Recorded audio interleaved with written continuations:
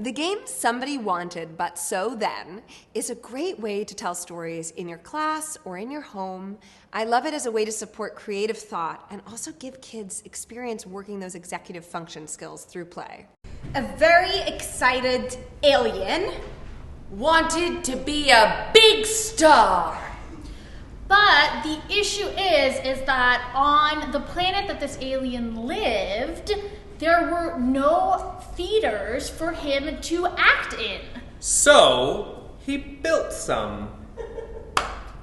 Then he started his own theater company and acted all he wanted.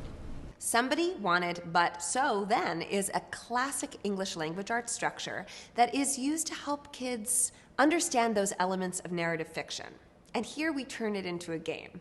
You can write the following words on index cards or sticky notes or name tags, and you write one word per card. Somebody wanted but so then. You can shuffle the cards and hand pick them out, or kids can pick them out of a hat. You can also write them on the floor and kids can stand by them.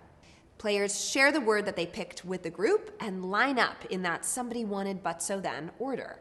Somebody wanted but so then.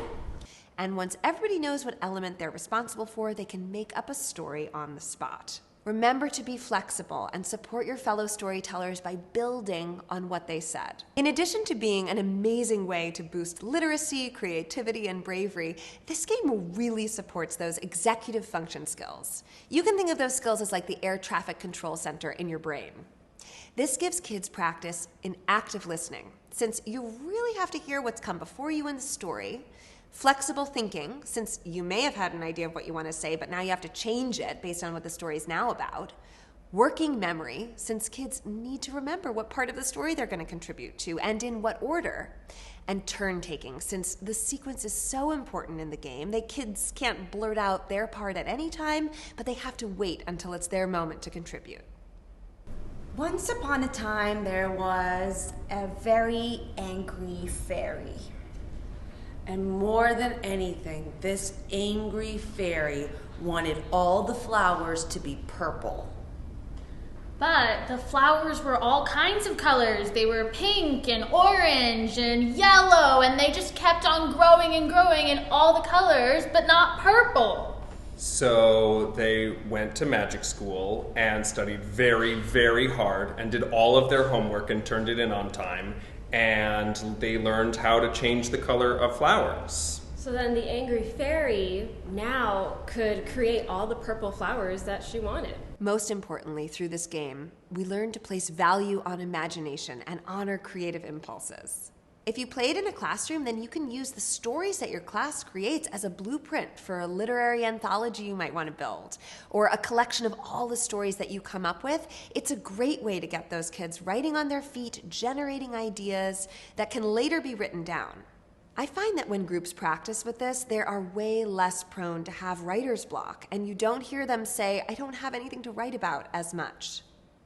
You can use a voice memo app to record these stories and then later have your students write them down and flesh them out. You can also have them use different somebodies from history or reinforce the facts of what you're learning, like you can have the somebody be from a book you're reading and add on to their character's journey. If you want to explore even more kids up at a time or a larger plot roller coaster, just add in more but and so to your lineup. When you play it on your feet, they can also use gestures to help them with their ideas, which has been proven to support creative thinking and extemporaneous speaking.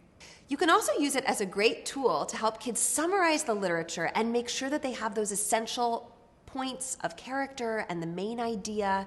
And in this way, you can really help them prepare for those state exams, but through play without feeling like you're teaching to a test.